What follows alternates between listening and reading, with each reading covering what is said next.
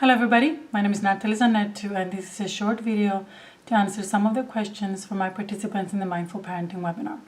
The question is from a mother who has twin boys, age 6, and who end up fighting a lot. One of them is dominant and he keeps hitting his brother. And then obviously it's hard for the mother to deal with. She's tried talking to him, she's tried time out, but nothing seems to have worked so far. Well, based on what we covered so far, and we don't really focus on this when we're dealing with difficult emotions, this is more of a webinar for parents and helping their kids deal with difficult emotions. But as you can see, some of the videos I gave you from Mindful Parenting Fundamentals, how we deal with situations like that is through consequences. Now, consequences are different from punishments. And consequences are to be put in place only when there is an action taken by the kids which we really want to transform. We're not okay with that it's happening, and we really need to step foot and say, okay, we'll know more. So what we can do is, when something happens, let's say next time the child hits his brother, we don't yell. This is very important. It has to be done lovingly. The minute that a consequence discussion is done with a lot of anger, or if we're reprimanding the child for their behavior, it's not gonna work. So we can interrupt, obviously, the hitting. It would be best if you have this discussion when another person is available, since there's two kids. And you first quickly give a hug and help the child calm down, the one that was the victim of the violence, if you want to put it that way. And so you hug them until they calm down, until they feel safe in your arms. And then you make sure, ideally, because you don't want to spend too much time, you want to quickly get to the other twin, to have somebody else to continue giving them love and making them feel safe. And then you turn your attention to the child that did the hitting. Now, the first thing is to not attack him right away, because if I start to yell at him, why did you do that? How would you feel if he did that to you? Should I start hitting you? Or if you hit them, that's not going to produce any results. You don't want to guilt trip them either. If you blame them for their behavior, if you reprimand them, it's just going to, if they end up feeling guilty, remember, guilt only makes a person repeat whatever they feel guilty about. That's just part of the mechanism of guilt.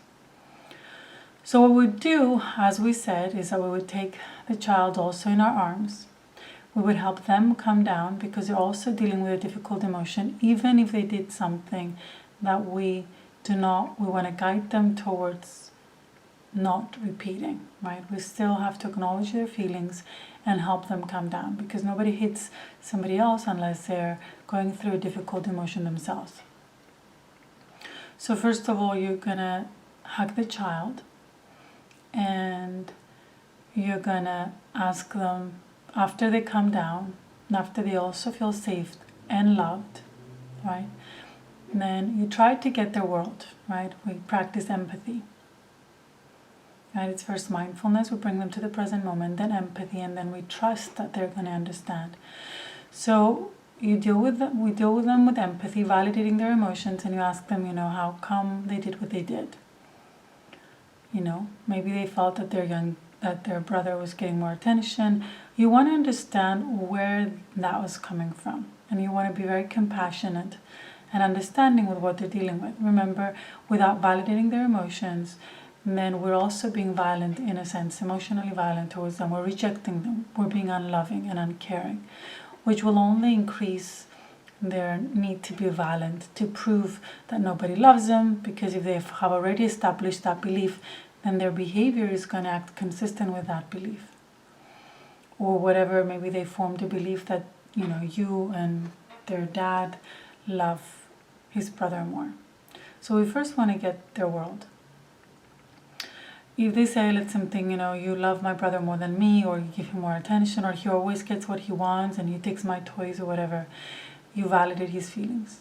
You can say, I understand. I didn't like that when my sister took my toys when I was a kid, or I didn't like it when my friends took my toys. I didn't like it when I felt that other kids were getting more attention than me. So you say something to have him see that you understand how he feels. After you've made him feel safe, you validated his feelings, you were empathetic, then you can say, but nonetheless, this is not a behavior that we can have in our home. Everybody needs to feel safe at home, and nobody can feel safe if somebody's hitting them. And no hitting is allowed by anyone in the house.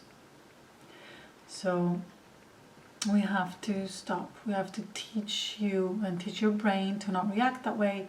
And we have to learn to not react that way no matter what we feel. And if you feel that way, you can come talk to me, and I promise to try to do something about it. But it's not okay to hit your brother or to hit other children or to hit anybody. So we're going to put a consequence, not to punish you, but we're going to put a consequence so that we learn not to do this behavior. So when you do this behavior, okay, then you ask him, what do you think the consequence should be? Maybe he'll say, you'll hit me, and you can say, no, we're against violence in this house. And then, if he doesn't come up with anything, usually they do. Usually they say, okay, well, no sweet or no TV that day. But if he doesn't, then you can propose some things. Well, how about when you do that, just so that we can learn not to react that way, maybe you don't watch any TV that day. Or maybe we take your teddy bear away. Not something that would, not something that he uses to sleep, not something that would be really emotionally difficult for him to handle, but just a consequence that it would cost him. But again, you have to do with love. And then he agrees and says, okay. So, do you promise me that you have to trust that they'll understand? Do you promise me next time that you'll come and tell me when you feel this way or when this happens again, rather than hit your brother? And you probably say yes, and you give him a hug, and you say, it's okay, we'll learn not to do this anymore, because nobody, and you can ask him, even how does it feel when you hit your brother? Does it feel good? He might say yes at first, but then you kind of poke him a little bit and you joke around and very lovingly say, does it really feel good? And he'll admit, right, because it doesn't feel good. No, it doesn't feel good. And you tell him, okay, well, then we're going to practice a new way of dealing with this. So you come to mommy and you tell her what's going on with you, rather than hit your brother. And then if you accidentally hit your brother, because sometimes we do this when we're really angry, then we'll have the consequence. Now, kids will test you, right? So he might come the next day and punch his brother. And you'll have to remember, you have to lovingly pick him up. And you said, remember our agreement, we're going to put the consequence.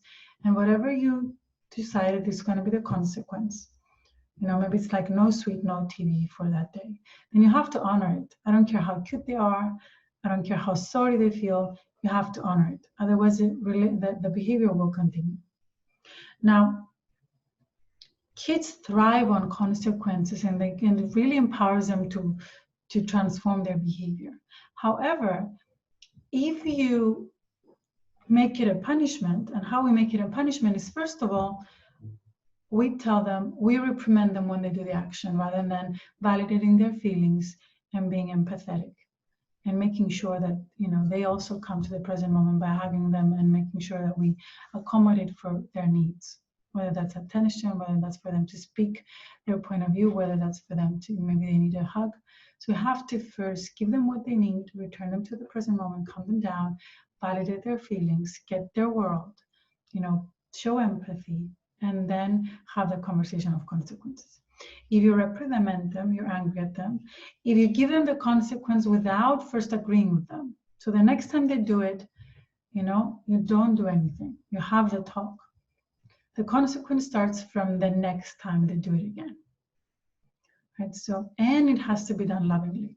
If it's done with anger, if you don't give them a warning and you don't create together the consequence, or if you reprimand them and then have the conversation with consequences, all of these three mistakes will have it occur to them as punishment.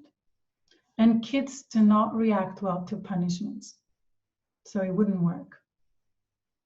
So try that, and then you can let me know how it went. And hopefully, I mean, it should work, but if it doesn't work, then we can discuss and see what didn't work with your child.